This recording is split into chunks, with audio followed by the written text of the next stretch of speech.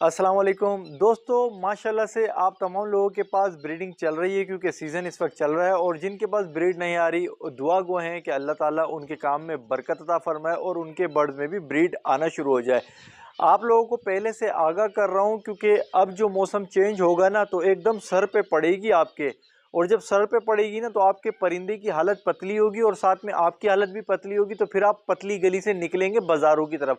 इसीलिए पहले से बता रहा हूँ ताकि आप मोटी गली से निकलें और मोटी गली से आसानी से सामान को ले आएं जो मैं आपको बताने जा रहा हूँ। देखें, इस वक्त चल रहा है अप्रैल।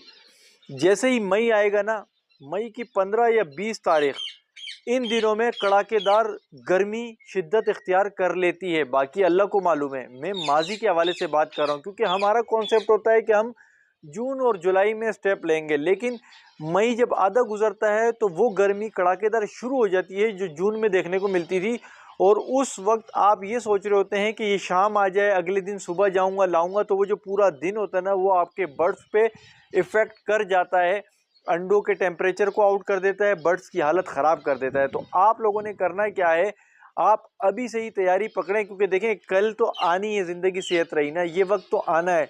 तो अपने बर्ड्स, अपनी ब्रीड, लाखों रुपए का नुकसान करेंगे सिर्फ चंद हज़ार की खातिर। तो पहले से ही आपके भेजे में ये बात डाल रहा हूँ ताकि आप लोग कहें कि यार मुश्ताक भाई शुक्रिया, आपने बर वक्त बताया और हमने काम कर दिया। देखें, क्योंकि अप्रैल चल रहा है, अप्रैल में आप लोगों के पास, जिन भाइयों के पास भी ब्रीड उतरी हुई है ना, यानी अंडों से बच्चे आ चुके हैं ना, वो या तो नेस्ट बॉक्स में होंगे किसी के पास, या किसी के पास नेस्ट बॉक्स से बाहर आ गए होंगे। लेकिन दोनों ही सूरतों में अगर वो बच्चे सारे के सारे जितने भी हैं वो मदर फीड पे हैं, यानी उनको पेरेंट फीड करा रहे हैं, मैं उनकी बात कर रहा हूँ, पेरेंट फीड करा रहे हैं, तो वो जब सेल्फ फीड में आने का टाइम होगा तो 15-20 दिन तो उनको लगेंगे। 15-20 दिन की अगर हम बात करेंगे तो अप्रैल का महीना समझ लो गुजर चुका होगा, यानी कि मई सर पे आ चुका होगा। इधर आपके जो मौजूदा बच्चे आए हुए हैं वो सेल्फ फीड की तरफ जाएंगे, तो पीछे से उस फीमेल ने जो अंडे दिए, मैं 1 मिनट यार, माचू बुआई जा रहा है, माँ का लाडला जा रहा है सलेंसर फाड़ता हुआ ना, तो अल्लाह इसको हिदायत दे। तो दोबारा आ जाते टॉपिक की तरफ। तो जो सेल्फ फीड पे हो जाएंगे तो मई अप्रैल गुजर जाएगा, मई सर पे आ जाएगा। लेकिन जब ये सेल्फ फीड पे आएंगे तो पीछे से जो पेरेंट्स हैं इनके, उन्होंने भी अंडे देने का अमल शुरू कर दिया ना दोबारा, तो वो अंडों पे बैठ के सेक कराएंगे। 14 से 17 दिन का पीरियड होगा, हम लगा लेते हैं 17 दिन, वो मजीद लेंगे। तो वो कहाँ पे दाखिल हो जाएंगे, मई की 15, 16 या 17 तारीख में दाखिल हो जाएंगे वो पेरेंट्स और वो पेयर अंडों के साथ, यानी बच्चे जो फूटेंगे उसमें से, तो वो तकरीबन 15 मई, 17 मई, 18 मई, इस तरह मई के महीने में फूटेंगे। लेकिन उस वक्त जो टेम्परेचर माजी की निस्बत से हो सकता है इतना सख्त हो जाए कि वो बच्चे जो है ना पेरेंट्स स्ट्रेस में आ जाए, गर्मी की वजह से मटकियों में ना जाए, उकताहट आए, टेम्परेचर ज़्यादा हो जाए, उस ज़्यादा गर्मी की वजह से परिंदे मर जाएं, डिहाइड्रेट होंगे। स्ट्रेस में आने आने से पेरेंट्स जो है अपने बच्चों को फीड नहीं कराएंगे, वो नीचे पर खोल के, मुंह खोल के नीचे बैठा होगा क्योंकि ज़मीन उनको ठंडी लगती है बाज़ जगह पे, अगर तो डायरेक्ट धूप नहीं पड़ रही। और छत टीन की है तो टीन की छत जब गर्म होती है तो परिंदा नीचे की तरफ आ जाता है, और अगर छत सही है और फर्श गर्म है तो परिंदा ऊपर की तरफ जा जाता है। परिंदे को पता होता है कहाँ पे टेम्परेचर अच्छा है, लेकिन वो पेरेंट जो है ना फिर बॉक्स और मटकी से ज्यादा वक्त बाहर गुजारेंगे जिसमें बच्चों की एक्सपायरी आएगी, तो आपका वो जो पूरा क्लच होगा ना वो जाया हो जाएगा। मैं ये जो वीडियो बना रहा हूँ वो इसलिए बना रहा हूँ ताकि आप ये वाला क्लच पूरा करके नेक्स्ट क्लच भी हासिल कर सके, क्योंकि फिर जून और जुलाई आएगा तो फिर आपको रेस्ट देना पड़ेगा। तो ये आपके लाखों रुपए बचा लेगा, तो ये अगर अमल किया। आप लोग अगर मालदार हैं, एसी लगाया हुआ है, वेल एंड गुड, अल्लाह आपको और दे, और आप भी दुआ करें कि अल्लाह हमें भी और दे कि हम भी एसी लगाएं। और जिन्होंने एसी नहीं लगाए हुए, तो सबसे सस्ता और टिकाऊ काम जो है ना वो सिर्फ और सिर्फ air room cooler, Lahori cooler, ये दो नाम है, इस नामों से पहचाना जाता है। तो सबसे पहले मैं आपको आज दिखाता हूँ कि मैंने अपने दोनों एयर कूलर जो लगाए, मैं एक कॉलोनी के उस तरफ लगाया, एक कॉलोनी के उस तरफ लगाया। पुराने व्यूवर्स को पता है, नए व्यूवर्स के लिए बात कर रहा हूँ मैं। और एक का जो ये वाला है इसका रुख है इस तरफ, और ये वाला जो इसका रुख है इस तरफ।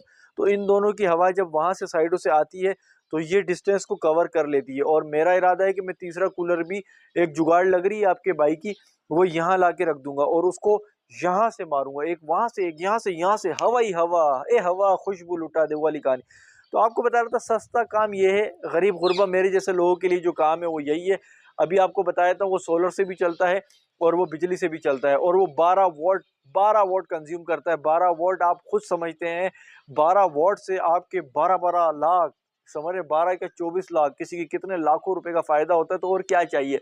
पहले कनेक्शन दिखाते हैं। मैंने वो कनेक्शन ऑटोमेटिक सिस्टम लगाया हुआ है कि गर्मी में हमारी हालत भी पतली होती है, बाल्टियाँ कौन उठा उठा के लाता है, ना आप लाएंगे ना मैं लाऊंगा, ज़बान बाहर आई भी होती है उस गर्मी से हमारी भी।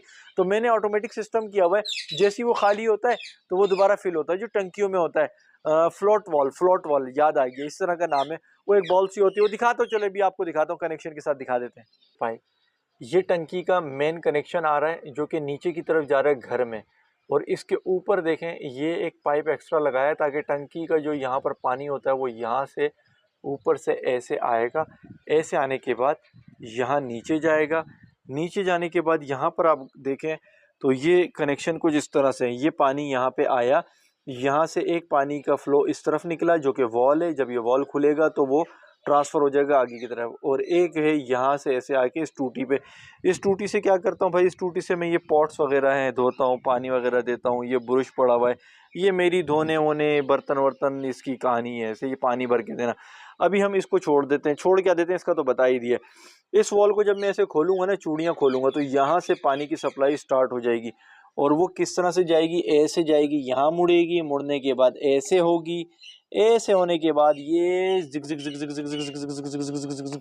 पहले हम वहाँ नहीं जाते, पहले हम जाते हैं यहाँ, ये देख ये टी लगी हुई है, देखें ये टी से ऐसे जाता है। ये देखें ये डंपल दिखा, आपका भाई बॉडी बिल्डिंग करता था ना, इंशाल्लाह दोबारा स्टार्ट करेगा। ये गया गया गया सांप की तरह, ये गया ये गया ये गया ये गया, यहाँ पे आ गया। देखें ये यहाँ पे नीचे ज्वाइंट हुआ, ज्वाइंट से ऊपर आ गया, और इसको हम खोलेंगे ऐसे, और ये 1 साल बाद खुल रहा है। और ये देखें ये होता है फ्लोट वॉल। फ्लोट वॉल कहते हैं, क्या कहते हैं, ये कनेक्शन देख रहे हैं आप, इसमें लगी होती है एक प्लास्टिक की बॉल, और ये बीच में से एयर होती है, स्पेस होती है। ये देखें पानी के टॉप पर है ये इस वक्त, और जब ये टॉप पे आता है तो यहाँ पे इस सुराख को बंद कर देता है ये, यानी इसको मैं नीचे करूँगा तो पानी इसमें आएगा, और ये ऊपर होगा तो ये बंद हो जाएगा। सही है। अब हम नीचे हैं, कहीं पर भी हैं, यहाँ पे ये पंखा चल रहा है, पानी कंज्यूम हो रहा है, और पानी नीचे जा रहा है, तो ऑटोमेटिकली पीछे से सप्लाई आती भी रहेगी। सही हो गया। अब दूसरी चीज़ ये है कि मैंने आप भाइयों से, अभी दूसरा वाला भी दिखाता हूँ मैं आपको। आप भाइयों से मैंने एक मशवरा लेना था कि भाई ये देखें इसकी मोटर में भूल गया था कि ये देखें ये मोटर पिछले साल की ही पड़ी है। सही है। और ये मोटर थी ठीक, चलती भी मैंने रोकी, अभी तक चलाया नहीं, लेकिन अब मैं इसको चलाऊंगा तो ये जाम हो गई होगी, इसमें ये कचरा वचरा जम गया होगा। आप भाई मुझे मशवरा दें कि चलाने से पहले क्या करूं। ये पानी में डिप तो है, ये देखें आपको ज़र्रात दिख रहे हैं, ये आपको दिख रहे होंगे इसमें ज़र्रात वगैरह मट्टी के, देखें ये। तो आप लोग मुझे मशवरा दें भाई कि क्या करना चाहिए कि पहले इसकी मट्टी वट्टी निकल जाए, ताकि मैं जब ऑन करूं इसको तो ये रवा हो जाए। ये जाम होगी तो बिजली आएगी, गूं गूं प्रेशर बनेगा, ये जल जाएगी। और ये तकरीबन उस वक्त 400 की थी, अब तो ज़ाहिर है डबल हो गई होगी, ये 600 500 कुछ ऊपर ही हो गई होगी, क्योंकि मुल्क में सस्ते का नाम नहीं है। ये मोटर जो है भाई, जिन्होंने नहीं देखा उन्हें बता दूं, ये मोटर जो है प्रेशर से पानी को ऊपर फेंकती है, इस पाइप से पानी ऊपर जाता है। ऊपर 3 पाइप लगे होते हैं, ये वो इनमें से पानी आता है, और पानी इन घासों से बहता हुआ रहता है। तो यहाँ से जब ये हवा को सक करता है पंखा और आगे की तरफ फेंकता है तो ठंडी हवा जाती है। तो एक ये काम हो गया, इसको बंद कर दिया मैंने। और अब जो है आपको दूसरा कनेक्शन दिखाते हैं, आपको वैसे ही दिखाते हैं। देखिए यहाँ से गए, ये पाइप गया, हम इस ज्वाइंट से आए थे ना वापसी, अब इस ज्वाइंट से हम यूँ करते हैं तो हम आगे की तरफ जाएंगे, आगे की तरफ दूसरा लगा हुआ है। और ये प्लास्टिक है, इस प्लास्टिक को हटाऊंगा मैं। ये प्लास्टिक अभी उतार नहीं रहा हूँ मैं, इसलिए क्योंकि अभी बारिशें हो जाती हैं। ये देखें ये नज़र आया, इसको भी खोलते हैं। ये कनेक्शन मैंने इसका निकाला हुआ है, ये देखिए कनेक्शन निकाला हुआ है। आप भी जब लेना तो तारे वारे मोटी डाल देना, क्योंकि इसकी जो अपनी तारें होती हैं ना बहुत जल्दी गर्म होकर ख़राब हो जाती हैं, और जिस दिन ख़राब हो गया उस दिन तो तबाही फेर देगा फिर। यहाँ पर भी लगा हुआ फ्लोट वॉल, वो देखें मोटर उसकी खुश्क पड़ी हुई है। ये इनकी रिपेयरिंग करनी है। आप भाई कमेंट्स में मुझे लिख के दें कि इन मोटरों के लिए क्या करें, स्टार्ट होने से पहले कोई सर्विस वगैरह करनी होती है, क्या करना होता है वो बताएं। और अभी भी देखें बड़ी अच्छी कंडीशन में माशाल्लाह, ये देखें ज़बरदस्त कंडीशन में। तो ये यहाँ से हवा देता है, मैं यहाँ से यूँ करूँगा ना ऐसे, देखें ये देखें, तो ये वाला यहाँ से हवा फेंकेगा जब मैं प्लास्टिक वगैरह हटा दूंगा। ये मत समझना कि यार तुम तो पठान हो भाई, वाकई प्लास्टिक पे ही हवा मारो, नहीं भाई ये उतरेगा गर्मी में। ये अभी लगाया इसलिए क्योंकि बारिशें चल रही हैं। और वो दूसरा जो है वो उस तरफ था, वो वहां से फेंकता है, तो ये इतनी एरिया को कवर कर लेता है मजेदार तरीके से। और इधर आ जाए तो देखें एक ये पड़ा हुआ है, लेकिन ये है घर के लिए नीचे, ये नीचे चला जाएगा। और इसकी शायद मैंने मोटर उस वक्त निकाल भी दी थी।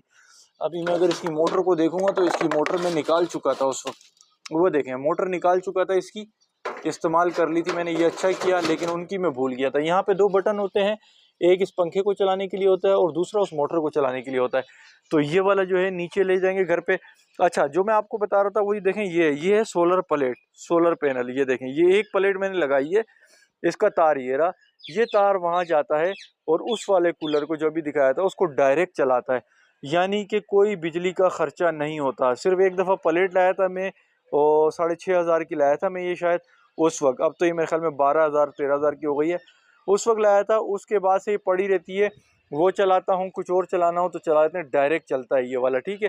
अब उसकी बात करें तो वहाँ पे पीछे एक बोर्ड है, उस बोर्ड से मैं एक्सटेंशन लाता हूँ। अब आप लोगों का सवाल ये होगा कि यार बिजली से चलाने वाला कैसे चलेगा? सोलर से चलाने वाला तो मैंने बता दिया, लेकिन बिजली से चलाने वाला कैसे चलेगा? नीचे देखें, आपको पावर सप्लाई दिख रही है। ये कंप्यूटर वगैरह जो होता है ना, लैपटॉप वगैरह की इस तरह की सप्लाइयाँ होती हैं। ये देखें, ये वाली सप्लाई बेस्ट होती है, बेस्ट है ये सप्लाई, बेहतरीन तरीके से काम करती है ये वाली। और वो एक डब्बे वाली आती है ना, लाल लाल ऐसे डब्बे होते हैं, लोहे के टीन के डब्बे, वो नहीं लेना दोस्तों, मैं बहुत बेवकूफ़ बना था।